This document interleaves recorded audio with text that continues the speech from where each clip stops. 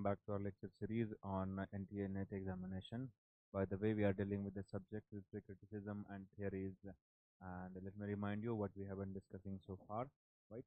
Uh, till now, we have discussed in this period about the beginning of especially literary criticism and the various theories that got greatly developed in this period, right? So we are going to cover up that point. We have covered so far. So far we have talked about classical period. We have talked about neoclassical period, and we have talked about some other changes that were made.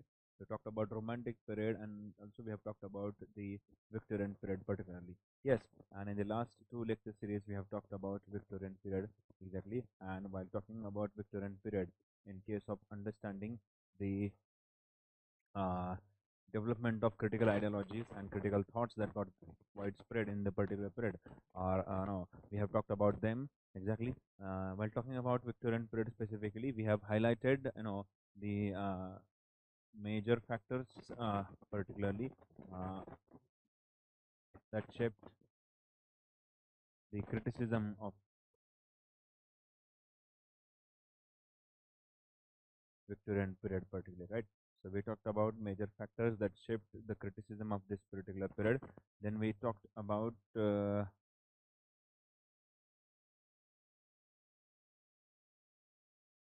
prominent figures, okay, in criticism particularly, right? And then we talked about some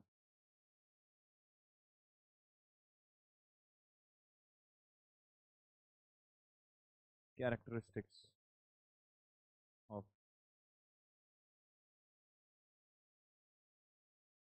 Victorian period criticism in detail. Exactly. And while discussing about those various factors, particularly the major factors that shaped the criticism in Victorian period, then while talking about, we started talking about Victorian period very specifically. We tried to understand what is Victorian period, how it got emerged, what were the various factors that were influencing the emergence or the ideas that got arrived in Victorian period particularly, right?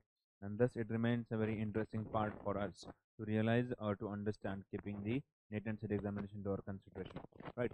And while preparing for those exams, we also have come across and solving several question banks. Particularly, we have already started. We are dealing with two question banks simultaneously. People, let me tell you for your information. Just मागच्या लेक्चरला आपण prominently एक old English पिरियडमधली question bank बघितली होती, ज्यामध्ये 50 questions आहेत आणि 25 question आपण solve केलेत. Remaining 25 questions we are going to solve soon, exactly in today's session particularly. And also we are going to focus on the commencement of modern period particularly, that is seen from in the first half of 20th century, exactly, with this period which that got that started immediately after the death of Queen Victoria, right? And we are going to cover that also. So I was talking about question bank, by the way, people. We are talking about this question bank very particularly, which plays a kind of a vital role in case of understanding, right? And this is onwards. We are going to have this kind of sessions where we are going to study that chapter very particularly. After studying the chapter, various details in keeping the NET and CET examination into our vision, right? After analyzing those various details, we are going to solve several questions that are, in a way quite similar to the questions that are asked in NET and CET examination, right? And so this is how we are going to revise the things that we have discussed so far. Also, if whenever it is required, I'm going to provide you certain explanatory parts which are very much significant otherwise. So overall, that I was saying that in the last 2 or 3 sessions, from last 2 or 3 sessions, we have been talking about Victorian period. We talked about the conclusion of Romantic period, and how Romantic period created a kind of a it's English history of English literature is a big canvas, right? And again, every in from past few sessions, I have been talking initially, at the beginning of our session, that this sentence is to be, we have to keep in mind this sentence always, that when we try to focus on the various periods of history of English literature, we realize that each period has created a space for its further period, right? And so the kind of a space or kind of an environment can be seen created by the further ongoing period for its upcoming period. And so these new periods that emerge after after every period are nothing but based on the foundations of previous period. There are certain things that get inherited into that period particularly, but some new ideas, innovative ideas, creativity is definitely seen. And so we can see the same kind of thing in case of understanding literature too. When we try to understand the criticism, when we try to check the flow of this criticism very particularly, we realize that this flow of criticism also has got evolved in the course of time. When we try to look at the criticism that got emerged particularly in the classical period, then the Middle Age period, particularly in Elizabethan period, or which we can say again referred as a neoclassical period particularly, and again the Augustan period particularly, the Puritan period, Restoration period, or which can be referred to the Augustan period, then excessive neoclassical ideas and their way to usage that has emerged, that has laid a foundation for the ideas of liberty, emancipation, or in a way going close to the nature, which started with the movement of Romanticism, right? After Romanticism, we have seen how it laid a path to the thought of no, social morality, exactly morality of society, moral concern, and righteousness. That God greatly emerged, evolved in Victorian period particularly, right? And now after Victorian period, there is this very interesting period, modern period, right? So people, we are also studying simultaneously when we are trying to understand how the literature in that very particular period gets shaped. There are several factors that we try to focus particularly, that how this literature got shaped, how the criticism got shaped in this very particular period, what were the several factors that affected in the formulation of various critical ideologies that been discussed by various prominent critics particularly, right? And so the social background, the cultural background, the political background, all sort of things are necessary. Now, while solving the questions yesterday, people, we realize that it is much more important to have a patience, and a kind of a vigilant attitude when it comes to solve the questions, because understanding the factors that have affected the shaping of the critical ideologies in the very particular period definitely help us to have a correlative connection with the answers, right? So the political things, social things that are associated some or the other way with that. When we yesterday talked when we talked about the seven different prominent figures from Victorian period who have greatly contributed otherwise, right? We realize that it is of a much more importance to understand their political or the social context too, um, because the first three, like Thomas Carlyle, then John Ruskin, then Matthew Arnold, are the three different who talk about social morality or the moral conscience or moral concern particularly, or conscience of society. Then we have got John Stuart Mill, who defines poetry according to him, who says that it is a confession to itself, done by the it is a confession to itself, it is a confession from itself to itself in reality particularly, right? It's kind of a statement we find. Then we have got some other prominent figures who talked about aestheticism or culture and beauty very particularly. So we have got Walter Pater, who put forth his ideas about beauty, aestheticism, or who in a way uh, whose ideas in a way motivated to the beginning of the movement of aesthetic values, okay, or the movement of aestheticism. So those several connections, people, I want to tell you that they allow us to refer to the several questions. So our brain functions like that only, right? So right now I'm not discussing about in a way my, yeah, exactly, for right now the point of view of my discussion in a way angles towards more of the methodology of the study of this particular examination, right? Definitely, but again, keeping those, the mind map ready with you of those chronological orders will allow you to have a kind of a connection. And thus, as I stated over here, the three prominent parts that discussing the major factors exactly that affect the formulation of the critical ideas in the contemporary period, or the period that we have been discussing so far. That matters the most, and so it is much more important, I would say, to have a kind of a clear connection about those various ideologies in a way otherwise. because I strongly believe that those ideologies in a way allow us to have a kind of a clear attitude towards certain factors that will allow us or help us, right? And so in our previous lecture we have talked about Victorian period. Okay, coming back to what we have been discussing in the last lecture, uh, we have talked about Victorian period very particularly.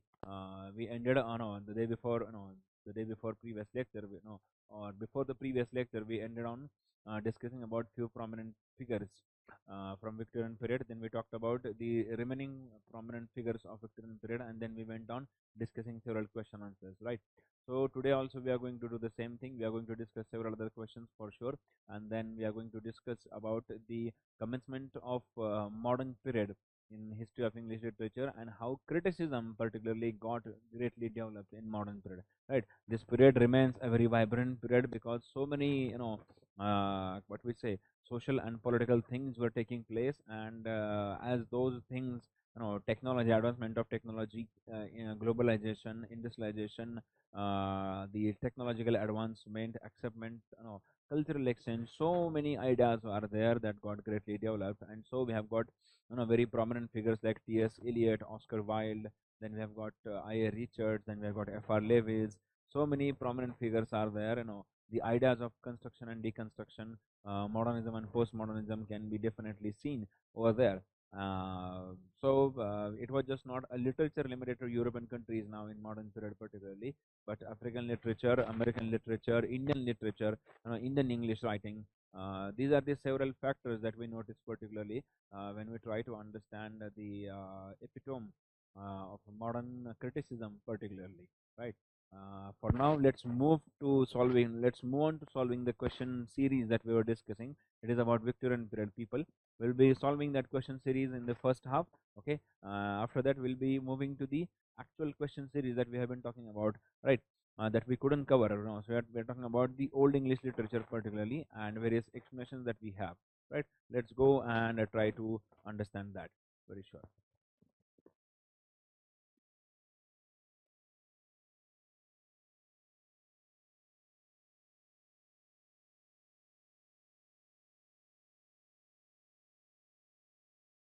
If you remember, we have talked about the first uh, first 25 questions we have already done. आता आपण उरलेले पुढचे 25 प्रश्न यातले करणार आहोत. आपण मागच्या सलग 2 लेक्चर सिरीजमध्ये व्हिक्टोरियन पिरियड आणि त्या व्हिक्टोरियन पिरियडमधलं डेव्हलप झालेलं क्रिटिसिझम, क्रिटिकल आयडियाज आणि त्या काळात प्रोड्यूस झालेलं वेगवेगळ्या प्रकारचं लिटरेचर याच्याबद्दल आपण बघितलं होतं. And so right now we are going to continue with the question series. Once we are done with that, we are going to continue with the remaining another question series that is about old English period, right? So let's continue. We have done these first 25 questions people for sure, and we are going to continue with remaining 25 questions from this. So every what I'm planning that after every chapter or after every period we are going to have a question bank of 50 questions, and we'll be solving in our regular lectures so that it will have a kind of like revision to us about what we have been discussing. So there are several questions that we may not discuss, or they may not get covered in a particular theoretical discussion of that particular chapter or critic or the critical work he has done so far. So those parts that we miss out might get covered in the questions.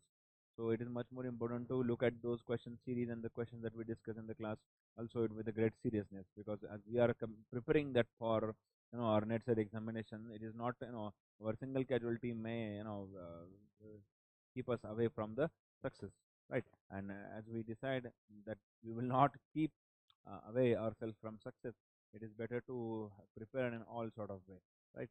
So let's go and continue with studying that. We have done this question. Now the very first one, right? Who first applied the term aesthetic movement? It's Ruskin. No, it's not John Ruskin. It's not even Walter Pater. It was Oscar Wilde. Definitely, yes. So the aesthetic movement, as again in the initial, in the first 10 minutes only, while discussing with you about what we have been discussing so far in the previous lecture series, I told you, मी तुम्हाला सांगितलं होतं की यातल्या गोष्टींचं connection फार महत्त्वाचं आहे. आता ॲस्थेटिक मुवमेंटला जर का आपण इकडे फोकस केलं तर या aesthetic मुवमेंटला in a way inspire कोणी केलंय, याचं इन्स्पायर करण्याचं काम इन्स्पायर कोणाला केलंय? इन्स्पायर केलंय ऑस्कर वाईल्डला. एक्झॅक्टली ऑस्कर वाईल्डला इन्स्पायर केलंय, पण कोणी केलंय? तर तो आहे वॉल्टर पॅटर. डेफिनेटली. सो इकडे त्याचं नाव असणार आहे. तो आहे का? तर तो नाही. रस्किन आहे का? नाही आहे. एक्झॅक्टली. मग स्विनबर्न आहे का तर नाही, तर कोण आहे, ऑस्कर वाइल्ड आहे. Exactly, and that's why he is popularly known the term, but it was philosophically rooted in Pater's thought.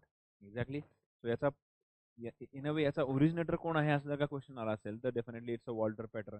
But who propagated it or who popularise the term is none other than Oscar Wilde. So we have to keep in mind that it was Oscar Wilde who popularized this term, that is aesthetic movement. Right. Moving to the next question. Question number 27. Which critic saw literature as a branch of human science? Exactly. Which critic? It's neither Arnold. Now let's go. आता असे question solve करताना काय करायचं, जी नावं आपल्याला already माहिती आहेत आणि ज्यांच्या थेरीज आपल्याला बऱ्यापैकी लक्षात आल्यात ना, अशा थेरीजला पटकन रिवाइज करायचं. ओके. सो आपण अर्नॉल्ड बघितलं. अर्नॉल्ड कशा करता फेमस आहे, त्याच्या टचस्टोन मेथड करता फेमस आहे आणि त्याच्या कल्चर अनार्कीमध्ये आहे. मग त्यामध्ये त्यानं असं काय सांगितलं का की ब्रांच ऑफ ह्युमन सायन्स वगैरे काही नाही. Exactly. Then we have got John Ruskin. Exactly art, the morality of art या गोष्टीबद्दल बोलतोय. Thomas Carlyle, more of a critic rather than a text critic or literature critic. He is a critic of society. Exactly. He sounds to be more of a moral critic, right? So या तिघांनी पण morality वरती focus केलाय. सगळ्यात मग कोण आहे हरायला, तर आहे George Henry Lewes. Okay. Who is known for his in a way considering the branch of human science, right? And he applied this empirical methods to literature, aligning it with scientific study, right? So the scientific attitude or scientific temperament, the development of scientific temperament is different factor. But having the scientific study and literature studying with that point of view can be seen, introduced over here by him. So this name George Henry Lewis remains very important one. Now moving to the next question, 28th question. Who edited the Dictionary of National Biography? Exactly. Now I have already written the answers over an explanation for sure with people, but it is much more of importance to understand the various correlating factors. Okay. Options मध्ये कुठले correlating factors आहेत ते करायचे. जसं ते KBC मध्ये 50-50 येतं ना बघा, 50-50 येतं. त्यामध्ये म्हणजे जे जे जे दोन चुकीचे आन्सर आहेत ते निग्लेक्ट करून टाकायचे, असं कन्फ्युजन असेल तर. मुळात once we start preparing for the exam with a great amount of intensity, we don't need to pay much more attention at these certain options or lifelines unnecessarily. We are quite sure about our answers because our intuition tell us, yeah, I have read it somewhere and this is not the one it's in association with the given options particularly, right? The answer. So we are able to do that. Now, when we talk about the Dictionary of National Biography, if you people remember, we talked about totally the 7 prominent figures, and first 3, as I said, were greatly moralistic. Exactly. He talked about poetry and definition of poetry, and then 5th, 6th, 7th, there is Walter Pater, then George Henry Lewis, and then we have got Leslie Stephen. Exactly. So Leslie Stephen remains very important. Ruskin again, not Carlyle, no.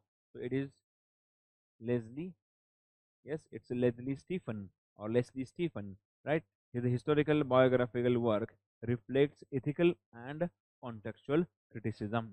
Exactly. And so this dictionary of biography matters because historical biographical work is a reference, right? And so we keeping that reference into mind, option B is the correct option.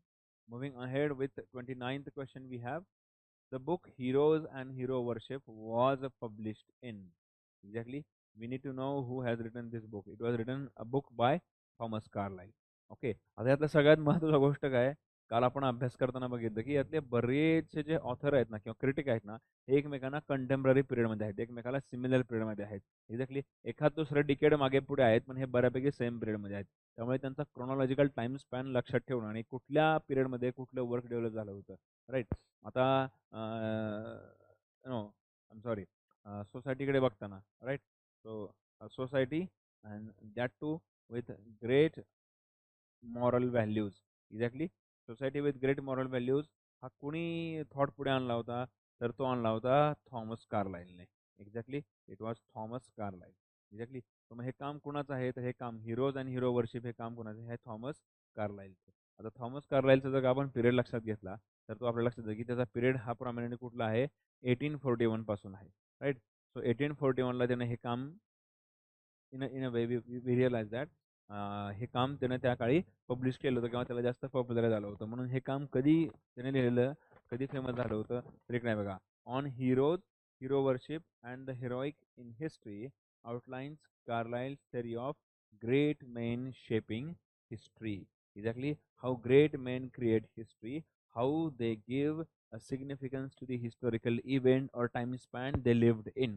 एखाद्या काळाचं महत्त्व त्या काळात राहिलेल्या माणसांनी केलेल्या कर्तृत्वामुळे होतं आणि अशी कर्तृत्ववान माणसंच समाजाला पुढे कुठेतरी दिशा देण्याचं काम करतात. अशा प्रकारचं एक हिरोईक ओपिनियन त्या पर्टिक्युलर हिरो बद्दल किंवा त्या पर्टिक्युलर प्रोटॅगनिस्ट बद्दल असल्याचं थॉमस कार्लाइल आहे. आणि म्हणून काय म्हणायचं त्याला 1841 मध्ये हे वर्क प्रोड्यूस झालंय. Now moving to the next question, we have question number 30. Which critic saw art as a revelation of moral and spiritual truth? Exactly. आता पुन्हा बघा, एक्झॅक्टली मॉरल, स्पिरिच्युअल असे शब्द आले की पहिले जे 3 क्रिटिक आपण डिस्कस केलेत ना, कोण? थॉमस कार्लाइल, जॉन रस्किन आणि मॅथ्यू अर्नॉल्ड. या तिघांपैकी एक कोणीतरी असणार आहे. ऑप्शनमध्ये ते आहेत का बघायचं तर आहेत. एक्झॅक्टली अर्नॉल्ड आहे, रस्किन आहे, पीटर आहे आणि मिल आहे. मिलचा संबंधित नाही, पीटरचा संबंधित नाही. अर्नॉल्ड टचस्टोन साठी फेमस आहे. ऑप्शन आहे रस्किन. एक्झॅक्टली समहाऊ आर बऱ्याचदा I have personally experience many a times when we don't know the answer but we know much about the remaining options. Like there are 4 options and sometimes I know quite sure about the other 3 options and they don't have any association with the asked questions, so it helps us, right? So our study doesn't go in vague. Exactly, right? Your study definitely helps you, so your intensive study matters the most, right? So we can connect, mostly मग अशा वेळेस पटकन आपलं logic apply करून Arnold येतो का, Peter येतो का, नाही येतो का नाही. Exactly the revelation of moral spiritual truth. Moral spiritual, so morality बद्दल, स्पिरिच्युअलिटी बद्दल कोण बोलतंय तर फर्स्ट 3 आहेत मला म्हणल्याप्रमाणे. थॉमस कार्लाइल आहे, जॉन रस्किन आहे आणि मॅथ्यू अर्नॉल्ड आहे. या तिघांपैकी एक कोणी आहे का? ओके. आता थॉमस कार्लाइल कशा करता फेमस आहे? We need to understand. Thomas Carlyle popularized the term of hero or the heroic figure is an embodiment of divine creativity. Exactly, it is blessed with divinity. So moral concern, moral concern of society based on morality, how art and culture will definitely in a way allow. So when it comes to talk about art and culture particularly and the spiritual and philosophical angle of that, we have John Ruskin with us. And then we have got talking about culture and anarchy, how no observance of culture leads into anarchy or chaotic life. Exactly, to avoid that, and art should have some cultural significance. Exactly, was kind of opinion and referring to the classicals to create a kind of a quality work was again discussed by Arnold. Exactly. त्यामुळे Matthew अर्नॉल्डचं काम लक्षात ठेवायचं. मग हे 3 काम वगळता कुठलं काम राहतं इकडे तर ते आहे रस्किनचं. पॅटर तर एकदम रिव्हिलियन होता. तो म्हणतो की क्रिटिकचं काम हे मॉरल किंवा सोशल कन्सायन्स इवोक करणं नाही किंवा स्टिम्युलेट करणं नाही आहे. त्याचं काम हे आर्टला आर्ट सारखं बघणं आहे. So arts for art sake सुरू करणारा कोण होता तर वॉल्टर पॅटर होता. किंवा beauty, the beauty of art, it is an experiential. So how intensive experience you take, right, it is based on all the way experience असं म्हणताना Walter Pater होता. आणि जॉन स्टुअर्ट मिल तर यांच्यापेक्षा खूप वेगळा होता. Right. So it is much more important to have this connection. So अशा प्रकारचं कनेक्शन ठेवून सुद्धा आपण अशा परीक्षांना सहज सामोरं जाऊ शकतो. म्हणजे काय तर 4 ऑप्शन्सपैकी मला पहिल्या 3 ऑप्शनबद्दल म्हणजे जे 3 ऑप्शन्स आहेत त्यातलं मला बऱ्यापैकी माहीत आहे आणि त्यांचं आणि या प्रश्नाचं काहीच असोसिएशन नाही. हे समजणं सुद्धा आपल्याला माहिती नसलेल्या ऑप्शनचं उत्तर सांगतं की अरे हां, हे मला माहिती नव्हतं पण ह्या पहिल्या 3चं माहिती होतं. It is not always necessary that you may come across selecting the right options always because you know them. Sometimes we have such certain questions because the syllabus is quite vast and we may not be able to cover everything in our revision particularly, right? When we go on studying a lot, आपण खूप सगळं वाचताना एखादी गोष्ट सुटून जाते पण नेमकी ती सुटून जाचली विचारली येते पण जे वाचलंय ते आपल्याला इथं असं वाचवायला येतं in a way. So it is much more important to have this kind of ideology with us that how we are going to face the exam. Now moving to the next question, we have with us Arnold's essay, The Study of Poetry, first appeared in. Exactly. Now here the chronological order plays a very significant role. Exactly, and it was in 1880 particularly. So when we try to understand the time span that was spent by those people, exactly. So when we understand that it was particularly uh, no, uh, the true prominent digit remained very significant in case of understanding. Exactly. So याच्या अगदी म्हणजे काय झालं 20th सेंचुरीच्या अगदी initial स्टेजमध्ये कुठेतरी Victorian period Sampat आलता. म्हणजे क्वीन विक्टोरियाच्या डेथ नंतर विक्टोरियन पिरियड राहिलाच नाही. डायरेक्ट मॉडर्न पिरियडला सुरुवात झालेली आपण बघतो किंवा मॉडर्न आयडियाज मॉडर्न वेगवेगळ्या थॉट म्हणजे सायकोअनालिसिस असतील किंवा सायकोलॉजिकल इम्पॅक्ट असेल अशा सगळ्या गोष्टी आलेल्या दिसतात राईट. सो हे कुठल्या पिरियडमध्ये हे particularly it appears in 1880 the study of poetry exactly and it was by Matthew Arnold. Matthew अर्नॉल्डचे 3 ते 4 काम आहेत एक्झॅक्टली. एक कुठला आहे टचस्टोनचं आहे, दुसरा आहे कल्चर आणि अनार्सी आहे, तिसरं आहे the functions of criticism in the real time exactly. आणि आत्ता आहे काय the study of poetry that got published in 1880 right.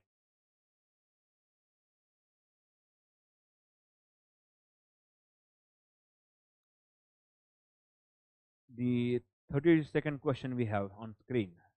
Arnold's touchstone method was criticized for excessive subjectivity, ignoring historical context, political bias, overemphasis on biography. Exactly, it was greatly criticized for ignoring historical context.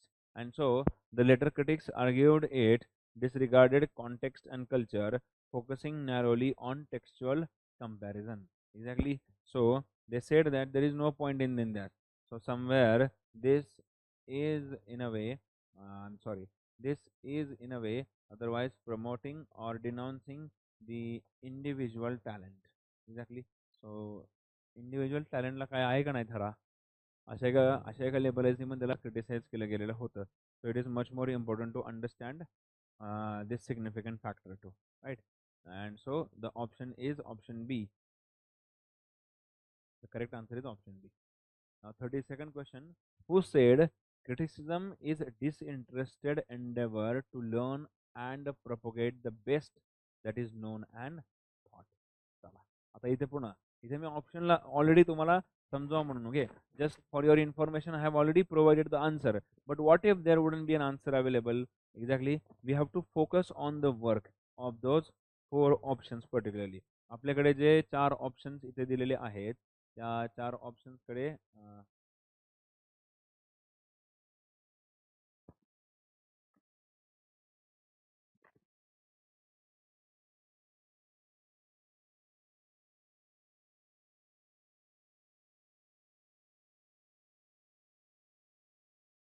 right. I'm sorry. Right. So तुम्हाला आता हे 4 options clear असतील. Right. So I have already provided the answer and explanation for this. But prior to that, I want you to come up with this very technique, how we can go on developing that. Right. The question says criticism is a disinterested endeavor to learn and propagate the best that is known and thought. Exactly. Now we have got these 4 options. We have got Arnold, we have got Carlyle, we have got Pater, and we have got Ruskin. Exactly. Now again यांचं division करायचं. आता इथे काय महत्वाचं आहे exactly who said it means it talks about the work exactly. आता हे काय सांगतं criticism exactly it means it talks about the functions of criticism. क्रिटिसिझमचा रोल काय क्रिटिसिझमचा फंक्शन और it talks about the role of criticism. क्रिटिसिझमचा role काय मग कार्लाइल बोललाय का नाही पीटर बोललाय का नाही रस्किन बोललाय का नाही या तिघांनीही क्रिटिसिझम बद्दल नाही बोललेलं राईट. क्रिटिसिझम किंवा क्रिटिकचं फंक्शन काय तर हे कोणी सांगितलंय ऑर्नॉलने सांगितलंय exactly. So option A is the correct option to this question exactly which reads who said criticism is disinterested endeavour. आपण बघितलंय काल जेव्हा आपण याच्या कामाचा आढावा घेतला तेव्हा तो काय म्हणतो की disinterested exactly it means no sort of bias exactly or prejudice should exist while criticizing something. कुठल्याही प्रकारचं बायस किंवा क्रिटिसाइज असता कामा नये जेव्हा तुम्ही लिटरली एखादं काम क्रिटिसाइज करत आहात. So it is much more important to understand who has stated it. आणि अगदी इझिली कळतं it was Arnold exactly. And so the explanation we have from the functions of criticism at the present time central statement of Arnold's critical creed exactly. त्याने जे काय critical क्रिटिस लिहून ठेवला किंवा एसे लिहिला त्यामधलं अत्यंत महत्त्वाचं आणि क्रक्स असणारं काम आहे ते म्हणजे काय criticism is a disinterested endeavour to learn and propagate the best that is known and thought. Right? Let's continue now with 34th question. All great art are all great art is praise. Exactly. पुन्हा आता यांचं काम माहिती असणं फार गरजेचं आहे बरं का. यांनी केलेले कुठले कुठले एसेस लिहिले आहेत, कुठले कुठले थॉट्स पुट फोर्थ केले आहेत, हे लक्षात आणणं गरजेचं आहे. एक्झॅक्टली. सो फर्स्ट थ्री बघा पुन्हा एकदा. फर्स्ट थ्री हे मॉरलिटी बद्दल बोलतात, आर्ट बद्दल बोलतात, एक्झॅक्टली मॉरल कन्सर्न बद्दल बोलतात. म्हणजे कोण? थॉमस कार्लाइल, जॉन रस्किन आणि अर्नॉल्ड. एक्झॅक्टली. तर ते ऑप्शन्स आहेत का? आहेत. अर्नॉल्ड आहे, right. So we have Arnold over, Ruskin over, Carlyle over, Pater. आता इथलं सगळ्यात best. Okay. All art is all great art is a praise was said by. So art बद्दल कोण बोललं? दोन लोक बोललेत. एक तर तो बोलला म्हणजे कोण? वॉल्टर पेटर बोललाय. एक्झॅक्टली. पण तो तर नंतरच आहे. त्याच्या आधी कोण होता? त्याच्या आधी होता जॉन रस्किन. तो जॉन रस्किन हा त्याच्या टाइम स्पॅनमध्ये कशा होता? आर्ट बद्दल बोलला होता. अर्नॉल्ड नाही. अर्नॉल्ड क्रिटिसिझम बद्दल बोलतो, टचस्टोन बद्दल बोलतो, एक्झॅक्टली कल्चर आणि अनार्की बद्दल बोलतो. मग इथं ऑप्शन काय? Option B, Ruskin. And so the explanation is Ruskin saw art as a glorification of divine truth and moral order. Exactly. So art is something which is a result of moral order otherwise. And so it is the glorification of divine truth. Whichever divine truth are there, they are glorified through the art form. What kind of a thought process we see getting developed over here, right? Moving to the uh, next we have with us is question number 35. Exactly. Let's try to understand the question. Industrial economy. Sorry, the question is, what did Carlyle mean the condition of England question? Exactly.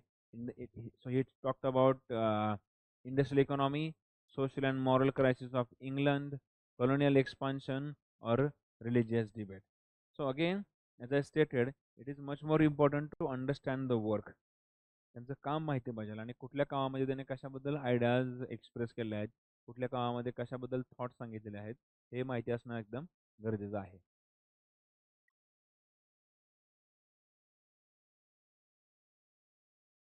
So, though I have provided the option over here, you can easily find out that the very interesting option we have with us is option B.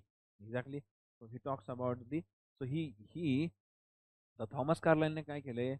Thomas Carlyle we see denouncing exactly what he denounced. He denounced the materialistic lifestyle exactly, and thus we talked about the decaying morality. He expressed his concern about decaying morality. अक्षरशः समाजाचं अधपतन होतंय, समाज खाली घसरतोय. Exactly. And so to understand that, he went on saying that the society is getting decayed. Right.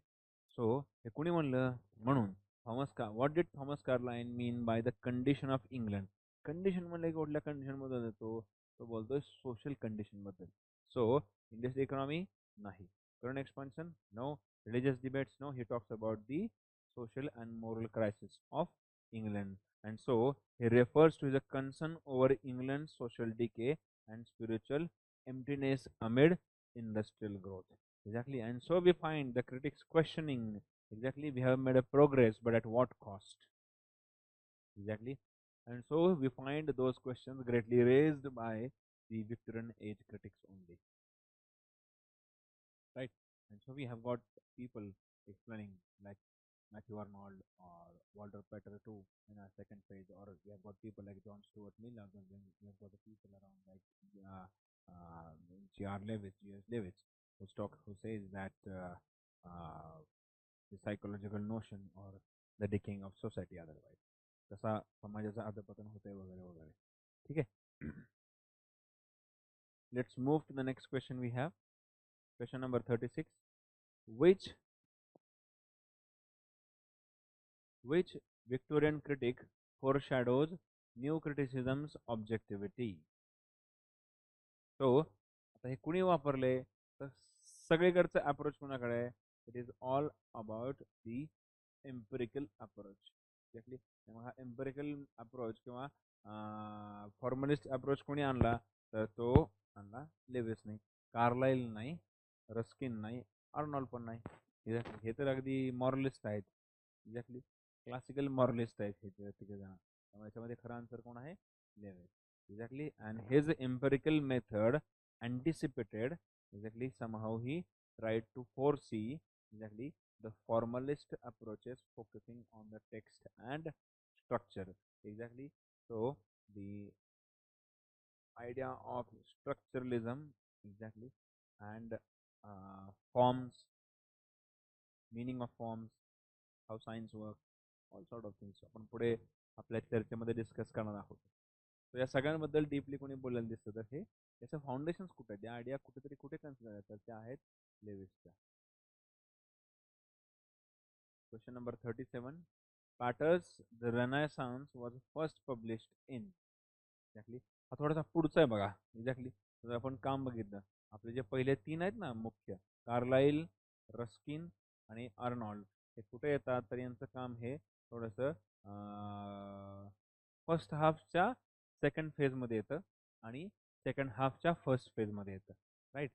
आता first हाफच्या second फेजमध्ये कोण famous झालं होतं, तर ते नंतरचे सगळे. त्यामध्ये कोण येतं मग? 1860 येतं का? नाही. 95 येत नाही. कुठले येतं ते? 1837. The book appeared in 1837 and it revised edition in 1893 added the famous conclusion. Exactly, the Renaissance. Exactly, आणि हे कोण आहे मग याच्यामध्ये?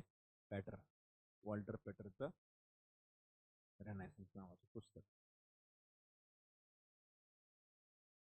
Which critic viewed culture as the study of perfection? Exactly, culture as a study of perfection. When you wish to seek perfection, exactly, you have to have a study of culture. Exactly. आता सो इथे काय येतं बघा, culture हा शब्द आला की culture आला, स्टडी आला, परफेक्शन आला, आपल्याला इकडे काय आठवलं पाहिजे? Culture and anarchy.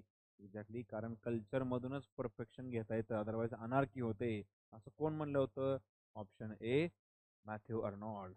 Carlyle, no. Peter, no. Ruskin, no. And so from culture and anarchy, culture means harmonizing intellectual and moral excellence. And it is achieved only through this. And so we have got this kind of explanation greatly stated by none other than Matthew Arnold. Now we are left with only few questions, people. Let's do them. Then we have got the phrase art for art's sake was first used by. Exactly, it was option B, Gautier. It was Theophile Gautier. He is a French critic, and Petron Wild popularized it in England. Exactly. So हे सगळ्यात पहिल्यांदा कोणी दिसलं famous केलं होतं तर it was a French person. Exactly. So he was a French person, and later on we have got Pater and Oscar Wilde popularizing this very concept, art for art's sake. Exactly. So हे याला oppose कोणी केलं होतं तर याला नाही म्हणणारा किंवा हे म्हणणार थॉमस कार्लाइल आणि जॉन रस्किन होते. Right. Let's move ahead with sorry let's move ahead with question number 30.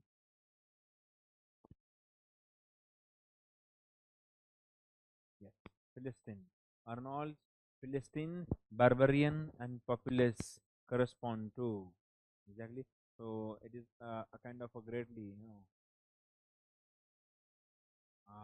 त्याच्याने एक कशात सांगितलं बघा त्याच्या, राईट, त्याच्या एका बुकमध्ये आहे ना, right, when he talks about society, culture and anarchy, exactly, we find him defining this: Philistine, barbarian, and populace.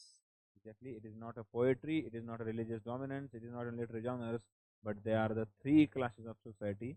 So when he talks about society that ends up with its identity by building more of on a materialistic period. So काय explanation दिले एकदा बघूयात. Exactly.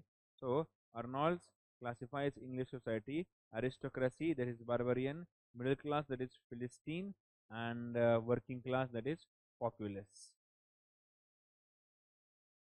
Who asserted the critic's task is to know the best that is known and thought? And it was Arnold. Exactly. So while talking about the this interested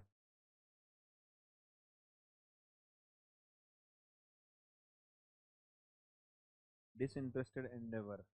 Exactly. Criticism का है disinterested endeavor है, यानी कि endeavor का है to know the best that is known and thought.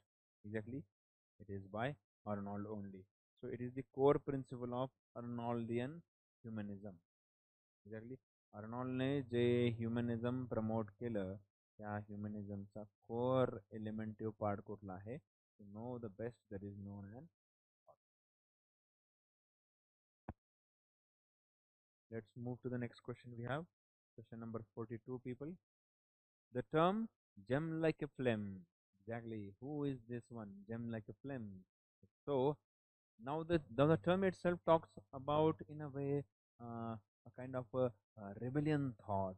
Otherwise, which talks about exactly it talks about the intensity of experience. Exactly, kamacha experience, artcha. When you experience an art, exactly when you read a poem, the kind of an intensity of experience you have, exactly. So gem like a flame. Who is referred this? It is referred by. It's not Arnold's poetry. It's not Carlyle's moral zeal. It's a Patter's aesthetic ideal. Exactly. We're talking about the beauty.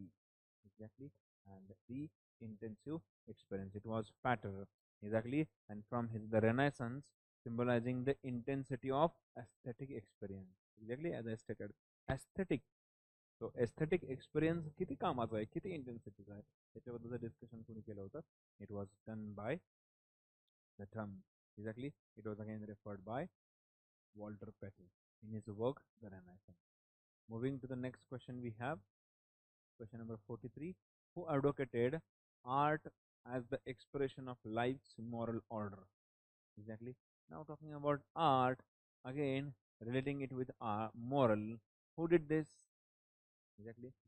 Now talking about Carlyle, the very first person we talked in a way, he talks about moral society.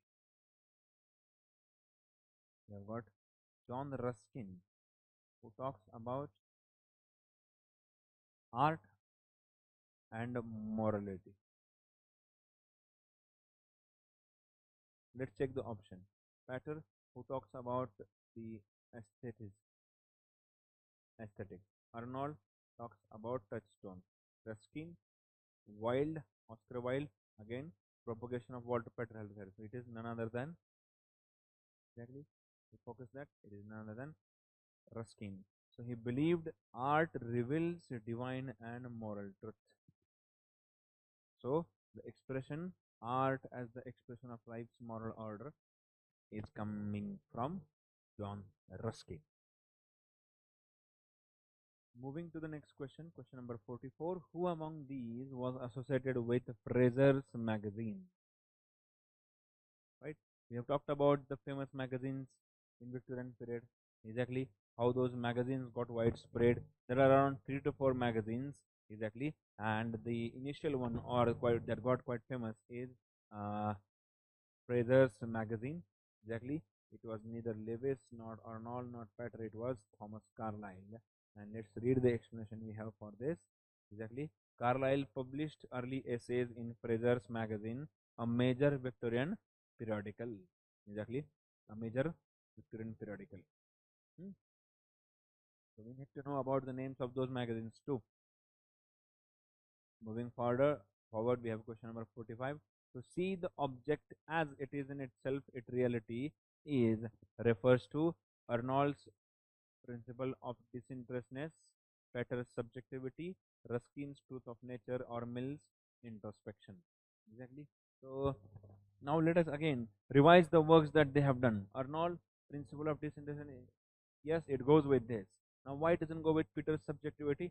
No, Peter's subjectivity doesn't talk about these certain things. Rather, it promotes individualism, where it talks about objectivity. Arnold ने objective M बदल खूप बोलला होता. Ruskin's truth to nature, exactly art ची beauty ऐसा काहीतरी बोलतोय. आणि Mill's introspection, it says that it is a confession of itself to itself. Exactly, तो confession बोलतोय poetry बदल. So मग याच्यामध्ये कोण येतं? Arnold's principle of disinterestedness. Exactly, why? Because to see the object as itself, it is there in reality. जे जे रिअलिटीमध्ये आहेत तसे तसं object imagination करण्याची किंवा मांडण्याची कला म्हणजे काय, तर ते कशामध्ये सांगितलं तर तो आहे object. Exactly. So objective correlative where we have got this subjectivity introduced by Peter, but it was Arnold. Moving to question, next question we have with us. Arnold regarded poetry as a substitute for science, philosophy, religion, politics. Exactly. Moving back to the romantic thought. Okay, we have seen exactly these Victorian people have inherited. They have inherited certain qualities from romantics and understanding regarding poetry as a substitute. Exactly, it is not a substitute to science, not even to philosophy, not even to politics, but it is to religion. And so, in a secular age, poetry offers moral and spiritual substance. Exactly. So, this is sustenance in a secular age. Yes, poetry offers moral and spiritual sustenance. So, Arnold was of that opinion to consider poetry above the religion or equal to religion. Question number 47 we have with us, people, which says, who said, art comes to you proposing frankly to give nothing but the highest quality to your movements as they pass? Yes. Now let's talk about who said about the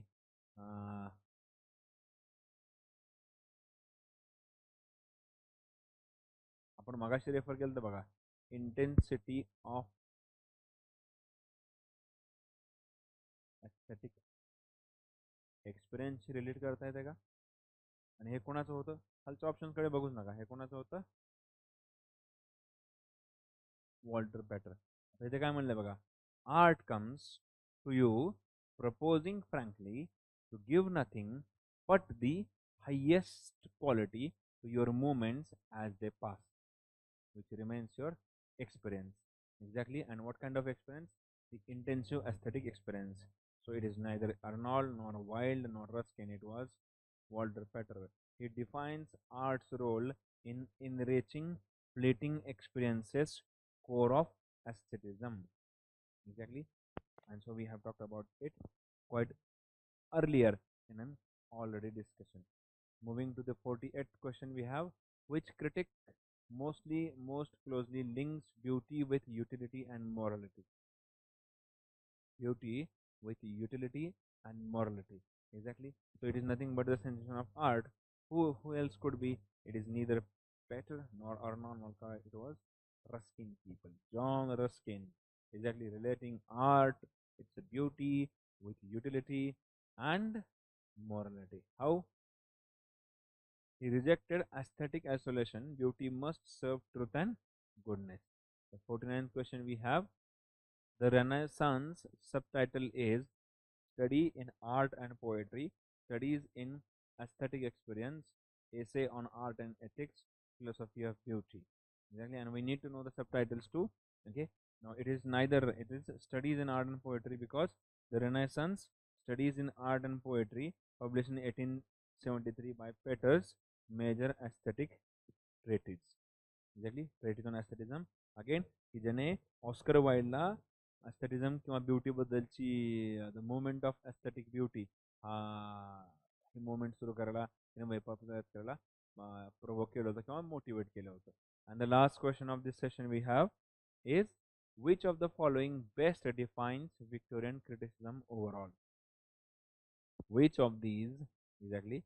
And the option is purely aesthetic and detached, ironic and skeptical, no, morally earnest and socially engaged, radical and post-structural. It's neither A nor B nor D, but it's a C. And the explanation we have is that Victorian criticism, it merges, it mixes with idealism, with social conscience, later giving way to aestheticism. Exactly. So we can see typically, two different extremes in the period. Victorian period specifically काय, तर two different extremes आहेत. Exactly.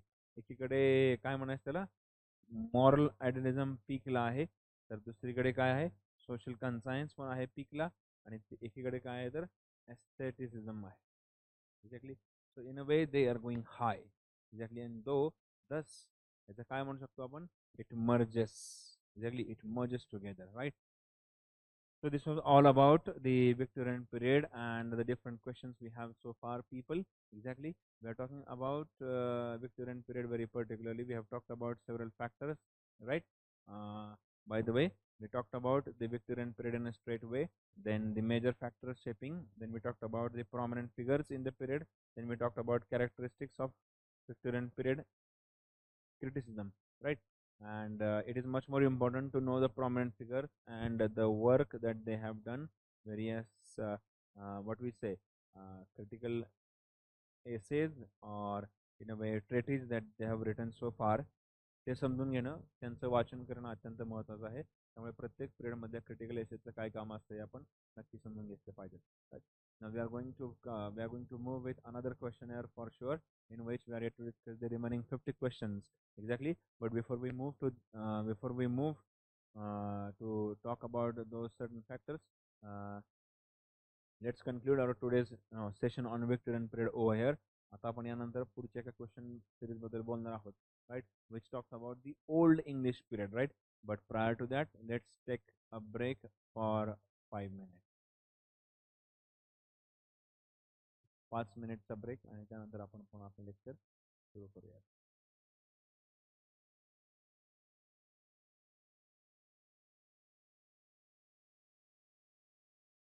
Let us go to the discussion with question paper again. या अगोदरच्या लेक्चरमध्ये किंवा या ब्रेकच्या पूर्वी आपण विक्टोरियन पिरियड आणि त्यामध्ये लेक्चर सिरीज बद्दल बोललो होतो. तर त्याच्यामध्ये आपण ॲक्च्युअली ओल्ड इंग्लिश किंवा अँग्लो सॅक्सन पिरियड होता, एक्झॅक्टली त्यातले आपण 50 MCQ आपण डिस्कस केल्या होत्या, 50 डिस्कशन करायला घेतलेल्या होत्या. Now we are going to discuss about the remaining questions from this period very particularly. And as I stated, it remains in a way significant to understand the role of those many things, particularly कुठलाही question solve करत असताना त्या क्वेश्चनच्या इतर ऑप्शनबद्दल जेव्हा आपल्याला पटापट click होत असणार, तेव्हा आपण समजून घ्यायचं की आपला अभ्यास बऱ्यापैकी हा राईट ट्रॅकवर असणार आहे. ठीक. So let's go and try to understand those questions again. Around we have discussed so far almost 25 questions we have done. We are going to continue with we are going to continue with again an important and interesting part we have with us. Question number 26. The old English poem Dream of the Road is notable for presenting a pagan hero renouncing his faith, the cross as a loyal companion, and Christ as a heroic warrior figure, and a pastoral dialogue between shepherds, an account of Alfred's loss. Now, finding out the answer to this very particularly, we have got question number 26 with us, okay, which says the Old English poem Dream of the Road is notable for presenting. It's neither presenting the pagan hero nor even the pastoral dialogue between shepherds or an account. Rather, it is the cross as a loyal companion and Christ as the heroic war figure. Now, when we try to look at the historical background or the cultural background of this period very particularly, the literature that got produced, we are able to come up with this answer very easily otherwise, right? So it is much more important. Okay, now Alfred the Great's contribution to English letter includes composing, exactly, when we read this again, an interesting part, Alfred the Great's contributions to English letters include composing Beowulf, no, translating and promoting prose works into Old English and encouraging education. We can stay on this. Destroying old English manuscripts, no. Inventing alternative meter, no. Exactly, but the correct option is option B, that his contribution to English letters include translating and promoting works into Old English and encouraging otherwise the education of the same. Question number 28 we have with us. Which of the following best describes runic tradition in Anglo-Saxon England? It is question number 28, people, right? Which of the following best describes the runic tradition in Anglo-Saxon England? The tradition is runic and it is in Anglo-Saxon England. Runic inscriptions were used before and alongside Latin scripts for certain inscriptions and objects is option A. We can stay on this because it goes with that. Runes replaced Latin script for all manuscripts after 780. No. Runes were never used in England. No. Runes were only decorative and had no linguistic content. No. So for question number 28, option A is correct because its inscriptions were used before and alongside the Latin script for certain inscriptions and objects particularly, right? So these were the question 26, 27 and 28. Now moving to the next question we have with us. Question number 20. Question number 29. The phrase the heroic code in Anglo-Saxon, right, studies typically refers to the legal obligations of monks, the the set of values emphasizing loyalty, courage, fame, and reciprocal obligation between lord and warriors, the monastic rules for copying manuscripts, the canon law of the church, and the heroic code. Sorry. When we refer to this very particular term, the heroic code itself, काय सांगतं code code म्हणजे काय certain behavioural patterns exactly त्यामध्ये काही values add केलेल्या असतात okay the legal obligations of monks no the monastic rules for copying manuscript no the canon law of church no exactly for question number 20 option B it is the set of values emphasizing loyalty courage fame and reciprocal obligation between lord and warrior exactly and why it is an Anglo-Saxon studies exactly and thus Anglo-Saxon studies typically refer to this very particular phase and thus it is much more important to have a knowledge about them.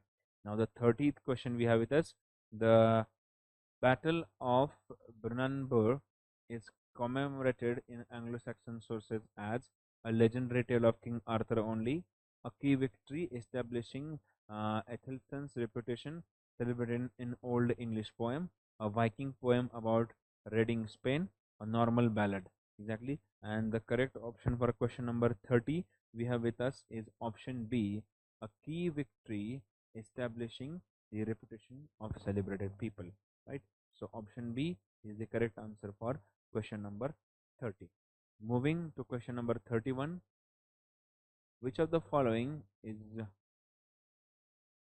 I'm sorry. Must be visible to you now. It says which of the following is not an old English poetic form or element. Caesura, yes. Nings, yes. Variation, yes. It was not heroic couplet, people. Exactly when you try to refer to heroic couplet, it was a neoclassical period.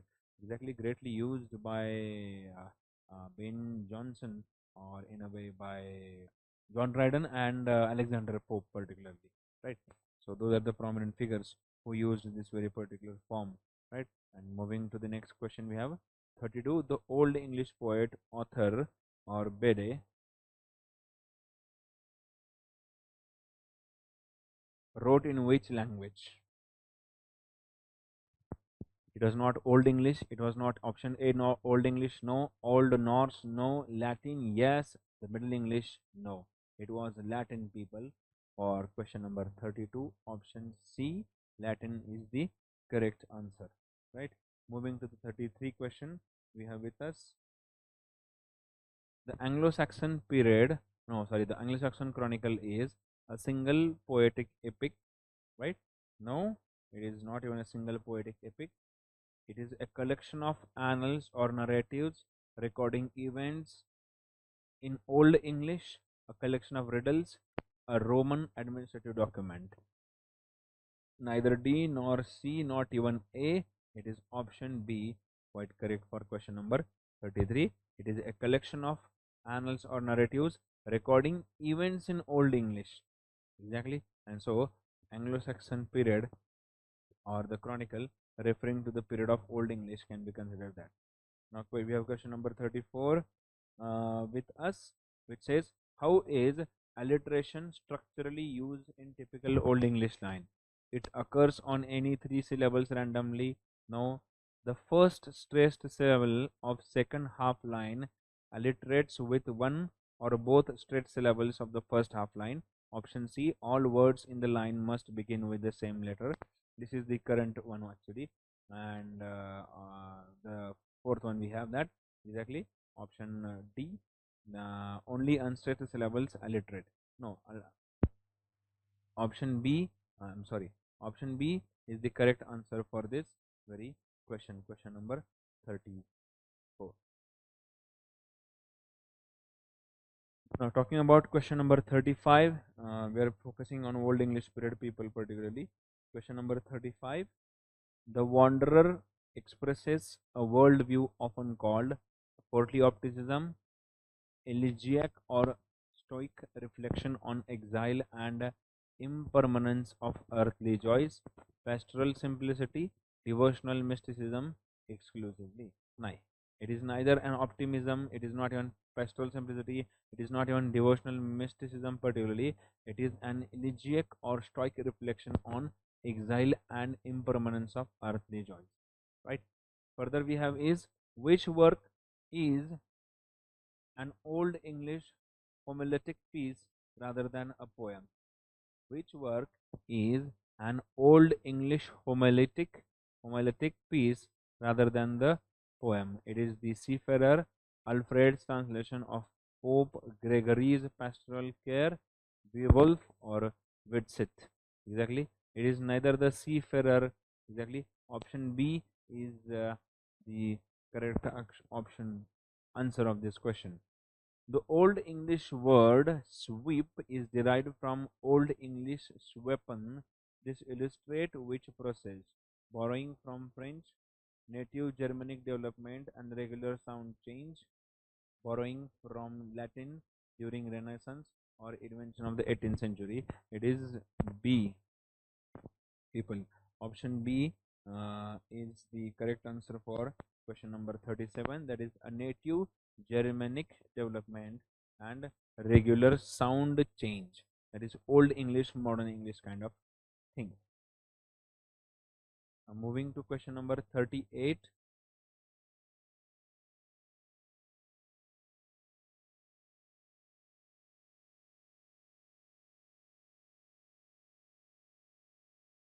The Old English poem, The Wife's Lament, is usually categorized as a heroic epic, an elegy expressing lament, exile, and domestic estrangement, a translation of Latin Mass, a list of laws.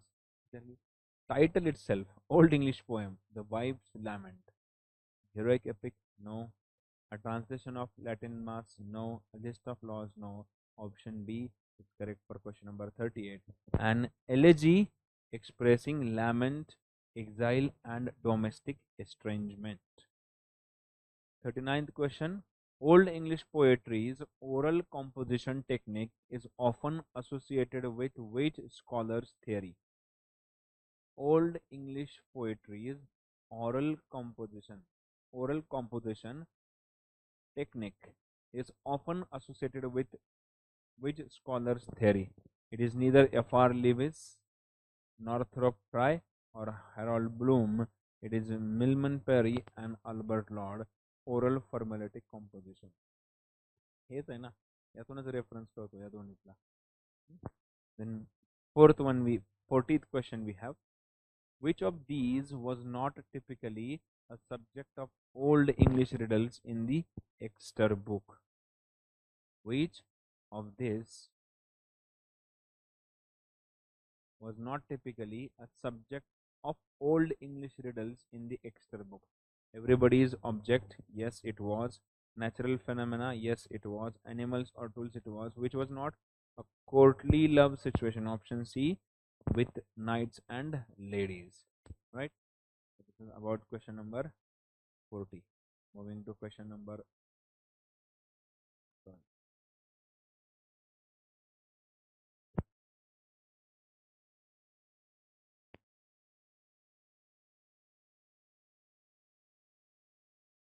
Let us go and try to understand question number 41 and 42.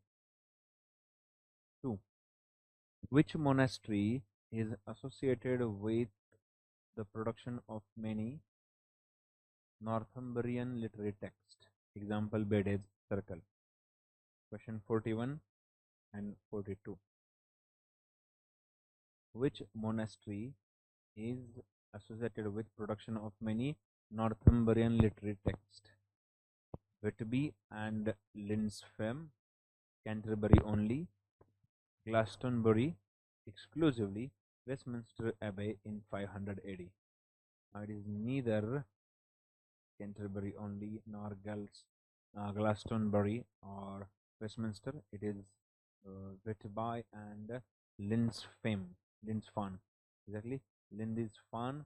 There is Northumbrian monastic culture, right?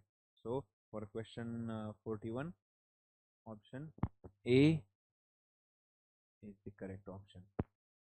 We have question 42, which says the Old English Poetic Diction. The Old English Poetic Diction often features synonyms and repeated epithets. For example, well rowed or for the sea. Such expressions are called variants, kennings, lyric reference, or end stopped phrases. We had seen this question previously, people, if you remember, for 42. Exactly, the repetition of epithets or synonyms. It is not variants, it is not lyric reference or not phrases, it is B, kenning. Exactly. When we talked about, in the initial first 15, the first 25 questions that we talked, if you could remember. Moving to question number 43 and 44 we have with us. Which battle and subsequent political change marks the traditional end of the Anglo-Saxon period? Exactly. Which period? 43. Battle of Hastings and the Norman Conquest, Battle of Agincourt, War of the Roses, or the Glorious Revolution? खूप famous आहे हा प्रश्न. Which battle and subsequent political change marks the traditional end of Anglo-Saxon period? It was the Battle of Hastings and the Norman Conquest. Norman लोकांनी जिंकलं होतं माहिती का? काय म्हणायचं त्याला, अँग्लो लोकांना, अँग्लो सॅक्सन लोकांना, right. 44. The Genius manuscript, also called as Caedmon's manuscript, mainly contains, yes, question number 44, it contains heroic lays like a beowulf, no, biblical paraphrase in Old English, including Genesis and Exodus poems, the Anglo-Saxon Chronicle Annals, the medical recipe. No, it is neither a heroic nor the Anglo-Saxon. It is B, the biblical phrases in Old English particularly, right? And now talking about this again an interesting way. Question number 45 we have with us. Old English poetry frequently portrays the leader as a giver or treasure. The Old English term for this gift bestowing lord is ring giver or seal ring. Okay, what does Old English poetry? It is Old English poetry. What it portrays? The leader, and in what sense? The giver of treasure. The Old English term for this gift bestowing lord is not weird, not scope. It is a ring giver, exactly, or ring giver in a seal ring, right? This is for question number 45. Then we have got question 46, 47 and 48. 46. The Seafarer is often read as both a literal sea voyage poem and a satire on kingship, an allegory of the Christian life or soul's journey, a recipe text for sailors, or a royal chronicle. Exactly. Now, we're talking about more Seafarer. खूप philosophical poem आहे आणि आपल्या journey बद्दल बोलते, right. So it is often read as both literal sea voyage poem. Exactly, metaphorical आहे खरं तर. So it is not a satire, not even recipe, not even a royal chronicle. It is an allegory of the Christian life or soul's journey. Philosophical spiritual angle आहे. त्यामुळे सी फेररला तितकं महत्त्व आलं होतं. रिलिजनचा hold खूप होता त्या काळामध्ये, त्यामुळे तशा फिलॉसॉफिकल पॉईंट ऑफ व्ह्यूने किंवा काय म्हणतात denunciation exactly keeping everything aside and बऱ्याच गोष्टी आहेत अशा की रिलिजियस पॉईंट ऑफ व्ह्यूने हायलाईट केल्या गेल्या. पुढच्या बोलू. They have got question number 47 with us. The characteristic of meter of Old English poetry is sometimes called dash, alliterative meter, iambic pentameter, dactylic hexameter, or syllabic count meter. Exactly, it is neither syllabic count meter. People, we have seen previously the question about alliteration, so it is alliterative meter for question number 47. It is not even iambic pentameter, dactylic hexameter, or a syllabic count meter. It is alliterative meter. Option A is correct. We have got question number 48 with us. Which language family does Old English belong to? Which language family does Old English belong to? It belongs to Romance family, Germanic branch of the Indo-European family, Finno-Ugric family, or Semitic family. It is not even Semitic. Semitic चा प्रश्न येतो नाही, फिनो पण नाही, Germanic आहे. It is a Germanic branch of the Indo European family. कुठला आहे? Old English. कशाला बिलॉंग करतं? या फॅमिलीला बिलॉंग करतं. Very particular. Moving ahead, we have got last two questions of this session, particularly question number 49.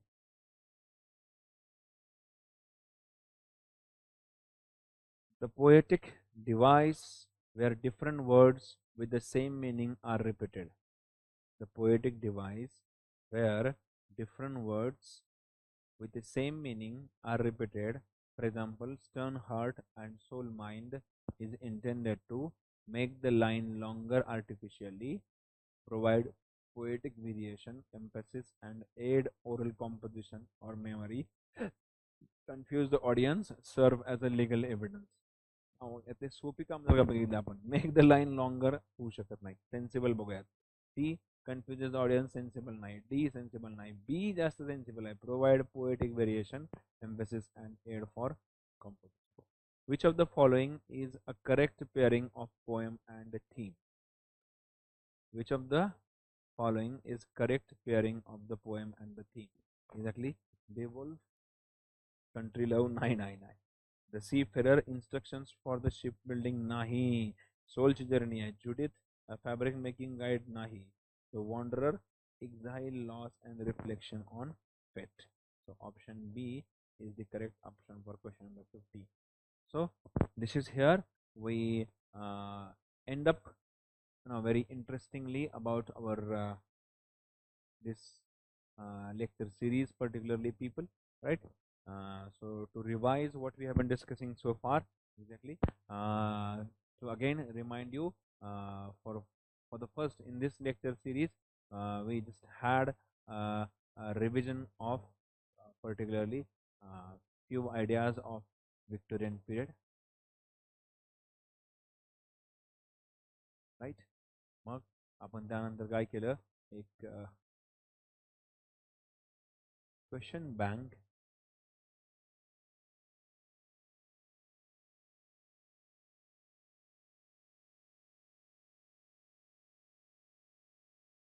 Fifty questions असलेली, काय केलं 50 क्वेश्चन असलेली, आणि कशावरती? Based on Victorian period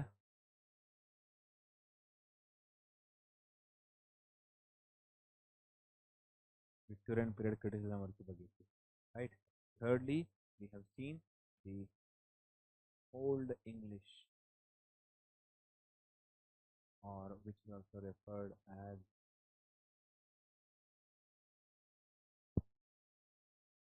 Anglo-Saxon period. काय रेफर करतात त्याला? Anglo-Saxon period. Exactly. So we have seen again a question bank.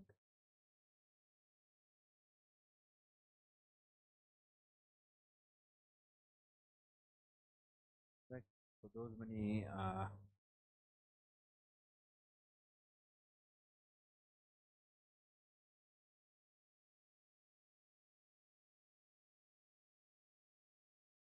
background history of this, right? So, in our today's session, we have been through the various questions from Victorian period. We also have tried to understand the technicalities of how to get the correct options, right, from the given four options particularly. How our vast reading of that particular period and the prominent works and understanding the various works done by those people will allow us to keep in mind the sensibility of finding the correct options, right? So when it comes to prepare for such a kind of a great exams, and with the wish to get the maximum accuracy of options, considering them as the right answers of the questions that have been asked or prescribed in the exam. By the way, what matters the most is definitely our vast kind of reading, our revision, and our logical ability to deal with those questions and comprehension of those questions matters the most, right? As I stated again earlier, in our upcoming sections too, we are going to do the same thing, that we are going to study that particular period, and after studying that very particular period, we are going to focus on the question answer series that is there. Okay.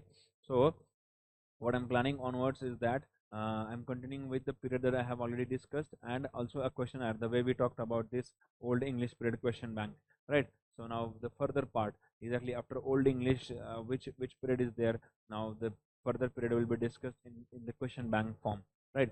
सो आता आपण टप्प्याटप्प्याने आलं, जो आता चालू period आहे, म्हणजे चालू हिस्टॉरिकल पिरियड आपण जो डिस्कस करतोय, म्हणजे काय यानंतर कशाबद्दल बोलणार आहोत आपण, तर modern period of English literature and English literary criticism बद्दल बोलणार आहोत, राईट?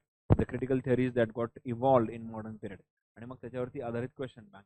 पण सायमल्टेनियसली जे आपलं मागचं राहिलंय, ओके, सो त्या पार्टबद्दल सुद्धा आपण वेगळ्या प्रकारचे क्वेश्चन सिरीज डिस्कस करणार आहोत. So this is all about our today's discussion on various factors of this question bank particularly, right? I hope you guys have enjoyed this. Apart from that, let's conclude our today's session. In our upcoming session, we are going to talk about the modern period of English literature and literary criticism. Till then, have a very happy weekend, and